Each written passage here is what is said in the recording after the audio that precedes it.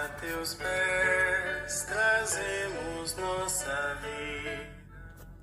A vida de São José, revelada à abadesa Maria Cecília Bage.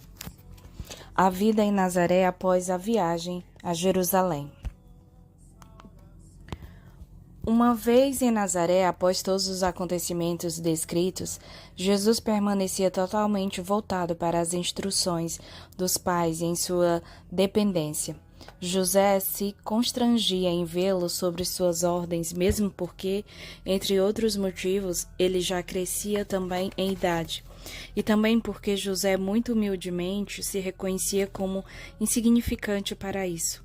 Ajoelhando-se perante o Senhor, suplicava para que, sendo tão miserável e pouco importante, ficasse ele submetido às ordens do Criador, e não o contrário.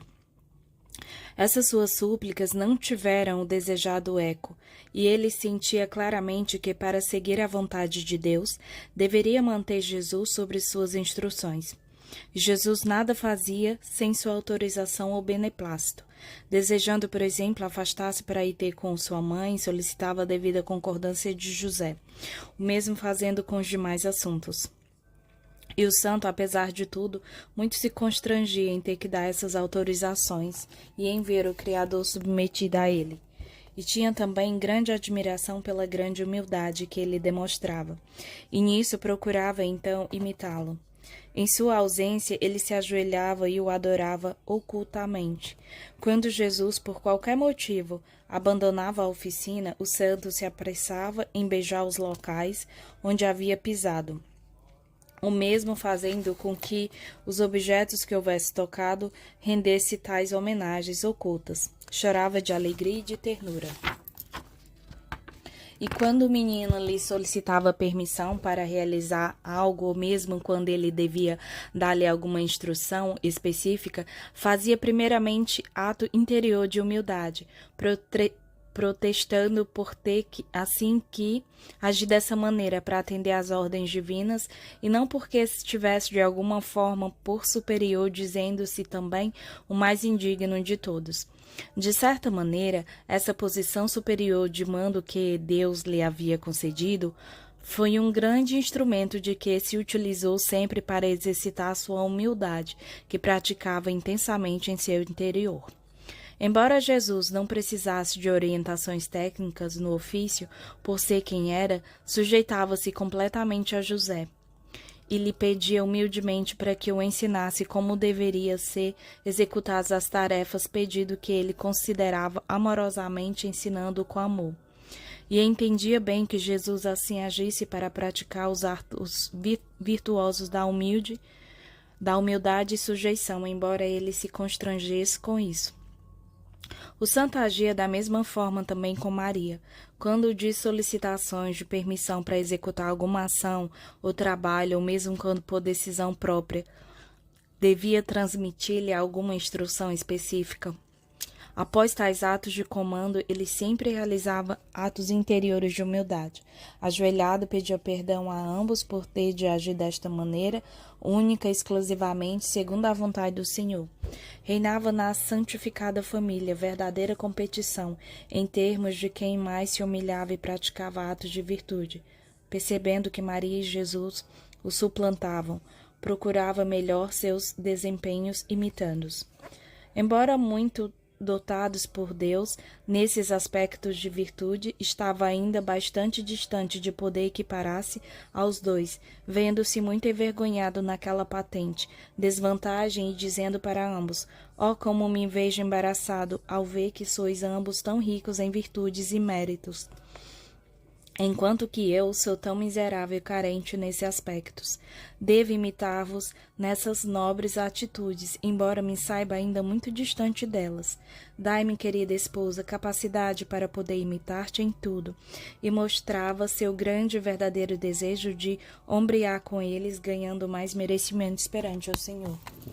Em determinadas circunstâncias, ao levar para casa os necessários alimentos, Maria lhe perguntava como deveria prepará-los. Eram em geral hortaliças, legumes e alguns peixes. Ele então se aborrecia, pois desejaria que ela os fizesse à sua maneira e vontade. Todavia, obrigado que era, orientava então como fazê-lo, embora suas instruções tivessem sempre o objeto de ir ao encontro daquele apreciado por ele.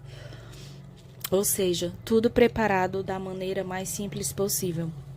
Algumas vezes acontecia que tinha vontade de comer algo menos comum, mas jamais deixava que ela se apercebesse disso. Maria, ciente de tudo, preparava tais pratos sem que ele devesse instruí-la.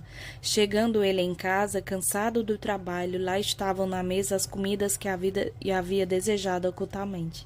E então se admirava daquela capacidade de adivinhação de Maria. Simultaneamente, agastava-se por desejar que ela as preparasse a seu gosto. Havendo já intuído de alguma forma que ela podia adivinhar seus pensamentos, quando cogitava de algum prato específico, tentava tirar a ideia da sua mente, para que ela não penetrasse seus pensamentos e preparasse a comida que ele desejaria. E ela, ciente de tudo, sorria ante aquela simplicidade de José, e para contentá-lo, cozinhava o seu agrado então. Agia também dessa forma para ocultar aqueles dons dados pelo Senhor de poder ler a mente das pessoas, principalmente de seu marido. José, desejando agradar Maria, e Jesus arriscava-se a perguntar o que teriam desejado comer.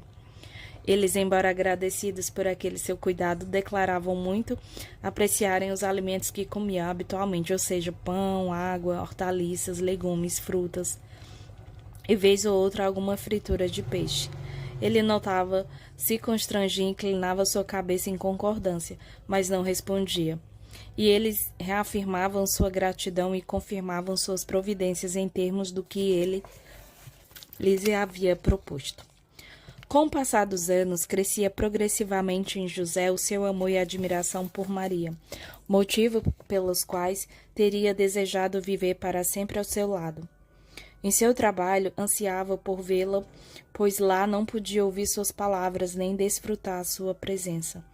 Mesmo com Jesus em sua companhia, tinha sempre grande vontade de ter com ela, de usufruir de sua amada presença, de sua dignidade e da excelência das suas virtudes. Todavia, jamais se mostrava preguiçoso, deixando de ir ao seu trabalho. Lá, porém, tinha imenso desejo em revê-la e se sacrificava em louvor ao Senhor, permanecendo onde se encontrava.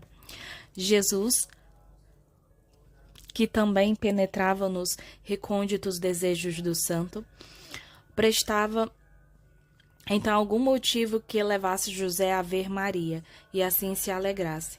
Sabia quanto importante era sua presença para ele, mas tinha também ciência da sua alegria em poder revê-la, pois por ela crescia também o amor do santo pelo Senhor e desenvolvia seu desejo em aumentar sua santidade.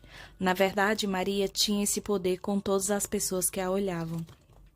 José desejava muito ver Maria alegre, vendo Jesus, e de seu lado também procurava motivos para enviar o menino até ela quando ele estava na oficina, e assim lhe ordenava a entrega de qualquer mensagem para a mãe. Dando liberdade de permanecer pelo tempo que lhe aprovesse, Jesus obedecia e ia ter com sua mãe, alegrando-a muito pela presença e também com suas palavras, permanecendo ambos na troca de agrados mútuos. E Maria sentia-se muito grata a José, suplicando ao Senhor que lhe concedesse novas graças, além de alguma satisfação interna naqueles períodos em que permanecia longe de Jesus, para que ela pudesse tê-lo. E José sentia bem, embora distante, esse carinho que ela lhe dedicava, pois era então tomado de uma curiosa alegria, como se Jesus estivesse presente. Agradecia a Deus e a Maria enquanto ela agia da mesma forma. Agradecia também pela satisfação que lhe proporcionara. Mais tarde, em conjunto, rendiam novas graças ao Senhor e também ao seu querido Jesus. Encontrando-se Jesus em suas ocasiões em colóquios com seu Pai Celeste José, humilde e submisso, dizia a Maria que o orientasse da forma de ser agradável ao menino, desejando assim agradá-la também. Ela se constrangia, mas ele insistia e solicitava que fizesse isso em nome de Jesus. Ela então consentia e sugeria algumas formas de agrados. Ele os colocava imediatamente em prática. e se sentia assim muito satisfeito, e agradecia novamente ela, humilde e modesta, sugeria que os agradecimentos fossem endereçados a Deus, pois ele lhe transmitiria aquelas sugestões, uma vez que ela nada mais fosse que seu instrumento. E o santo aprendia progressivamente como portar-se frente ao Altíssimo, como glorificá-lo e como render a ele suas graças. Permanecia atento às suas palavras, procurando imitá-la e executar em tudo as suas insinuações, pois desta maneira estava certo de não incidir em erros.